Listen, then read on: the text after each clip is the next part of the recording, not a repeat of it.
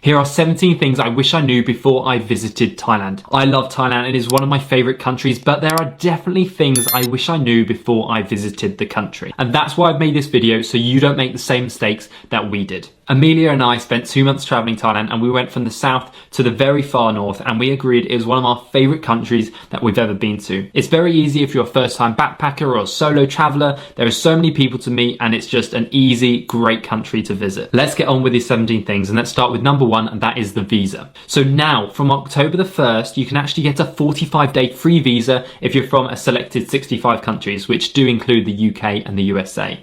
But this is only running until the end of March, the 31st, 2023. So if you're not in that period, you'll just get the regular 30-day free visa. You go to the immigration office to extend your visa, and you must bring, obviously, your passport, but a photocopy of your passport, a photocopy of your visa stamp, a little passport photo, and a printout of your flight out of Thailand. So number 2 is eat the Thai food. Honestly, it is probably my favorite cuisine in the world. It is so good, and the Thai food there is honestly so cheap, especially compared to Western cuisine. Try the street food and go to the night markets, because that's where you get really cheap, great food, and there's ones all over the country, and honestly, Thai people know how to put on a good night market. So number 3 is renting a scooter, and you can do this with a driving license. In other countries, they didn't ask you a driving license, but in Thailand, it was quite important because they usually asked. To drive legally a scooter in Thailand, you actually need an international driving license. People just don't seem to have them. Just rented this bike. It's costing us 200 baht a day, and we're just going to be exploring the island. We've just come to fill up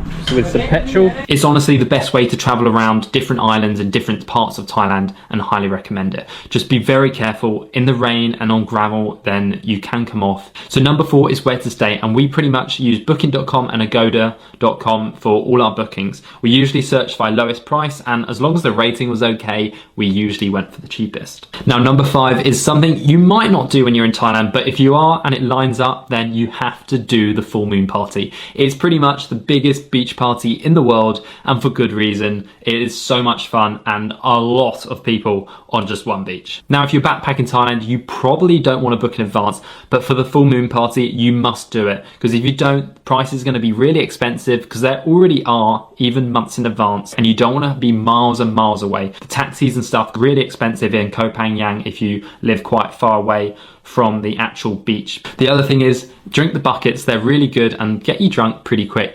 We've just got 2 buckets, 300 baht each. They're like literal slush puppies. They look sick. So when to go to Thailand? So Thailand have 2 seasons, dry seasons and wet season. Obviously the dry season from like November to March is pretty much the busiest time of the year. There are so many people there because it is dry and it doesn't rain that much. Saying that, it rained quite a lot for us. If you go in wet season, no, prices are much cheaper. There's not as many tourists. The hotel we stayed at was Marina Phuket, and that only costs £24 in wet season. But in the height of dry season, it costs up to £60 a night, which is a crazy difference. And so you'll get so much more value if you go in wet season. And honestly, sometimes it just rains in the afternoon. It's not like it's all day misery like it is here in the UK in winter. Now I'm going to be moving on to scams and things which you must watch out for. So one of the common scams in Phuket that we found, we didn't get caught, but our friends did, is the scooter scam. Basically, the police stop you if you're not wearing a helmet or you're not got an international driving license or whatever. They'll just find a way of just charging you, taking you to the police station to just get some money off you. Another scam which is common in Bangkok is the tuk-tuk scam, and they tell you to take a tour, but then they only take you like halfway, and then to get back right to the middle, they try and charge you loads of money. So just be careful when dealing with tuk-tuks in Bangkok. Moving on to number 8, and if you're like me, I always love to be connected, but SIM cards are really cheap in Thailand, and I got an unlimited data plan for just £14, or like, I don't know, $16 US, which is amazing value, and I recommend doing that. And we can always be on Instagram just scrolling and stuff. So now number 9, I'm going to be talking about Itinerary for Thailand. Now a lot of people fly into Bangkok, but I've got a suggestion and why maybe you shouldn't. I recommend flying into the south, into somewhere like Phuket, and then just making your way all the way up into Bangkok and then further up north. And then you don't have to take any flights. It's probably the cheapest way of doing it. If you fly into Bangkok, you then have to go south and then you have to go back up and then north again, or north, you know, you get what I mean. So you're pretty much saving time and cost by flying into the south straight away. Now, some of the places I'm going to list are the places you should visit, and one of them is Koh Phi Phi. Honestly, it is a beautiful island, and obviously the beautiful Maya Bay is highly recommend checking it out. It's 400 baht to go on the beach, but it is worth it. It is a stunning beach, even though it can get quite touristy. Another one is Phang Na, which is a lot less touristy and is basically like massive limestone cliffs in the water. And then you've got Koh Phangan, this little floating village. Highly recommend checking it out. It is awesome. Another place is Khao Sok National Park. We didn't actually go there, but it is high on our list to go there next time we are in Thailand. And then further up north, check out Chiang Mai. It's got amazing night markets. There's lots of different day trips you can do just out of Chiang Mai to see the elephants and other stuff like that. Now, number 10 is about the Thai people. They are honestly genuinely so lovely, and actually lovely, you know, not like fake lovely, like they're just after your money. They were literally so kind and very hospitable. You think about how many thousands and millions of tourists who have been to Thailand, and they're still so welcoming and just welcome you with open arms to their country. Thailand is mostly Buddhist, so if you're going into a temple, make sure you cover your knees and your shoulders and just, you know, show some respect when going into their places of worship. Now, number 11 is your budget for Thailand. As a cheap backpacker, not looking to drink much, stay in the cheapest accommodation, eat the cheap food, can easily travel on under £20 a day. But if you want a little more comfort, then £30 a day will give you a lot more comfortable stuff. Obviously, you can spend way more easily, but it all depends on the individual. Don't feel like you need to spend loads. One thing to keep in mind is the north of Thailand is so much cheaper than the south of Thailand. If you've got less money, maybe spend some more time up north. Number 12 is about the ATM fees. In Thailand, you are usually charged 220 baht, which is quite a bit of money, especially compared to other countries where sometimes it's free or just a smaller charge. Way of avoiding this is to go into the bank, bring your passport and obviously your card, and you can withdraw it straight from the bank, from the people, and you usually not charged for that. But yeah, give it a go. Another thing to keep in mind, when at an ATM, the card comes out after you've taken the cash. I'm hopeless, and I had so many times Thai people have come up to me going, oh, you left your card in the machine. I'm like, I'm just so dumb. Amelia will tell you, I do it all the time. Just take the cash, remember the card. Now, number 13 is how to get around.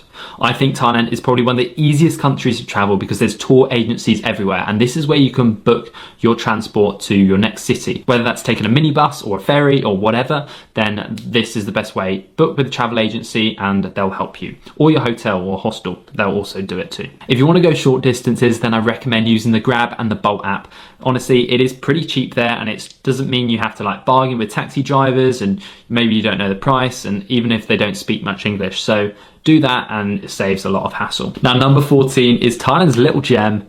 No, it's not a place. It is 7-Eleven. 7-Elevens are literally everywhere, especially in the cities. Around Bangkok, every corner, every street, every like 50 meters has a 7-Eleven. There's a 7-Eleven here and there's a 7-Eleven just there. That's how many 7-Elevens are in this city. They have so much range of selection of food and drink. This cheese toasty which I got, which was 27 baht, is the big thing to try. Apparently everyone says they're really, really good. That is actually really good. It is really good. But I thought it would be a little bit bigger because I could probably eat it in about 6 bites. If you want to have a cheap lunch, then you can have a 7-Eleven microwave meal. They're like 45 baht, and yeah, quick, easy way of having a lunch, not spending too much money. So number 15, I'm just going to spit off some quick facts which you will need when traveling Thailand. And one of these is they use the US plug socket, so you'll need an adapter from the UK or the EU or whatever. They also drive on the left-hand side, so like the British, not like they do in America. As Thailand's so touristy, loads of people speak English. An important thing to do is don't mention the king. If you want a fast-track way of getting into jail in Thailand, then say something bad about the king and you'll be, not literally, you'll just be put in jail, but just don't mention it.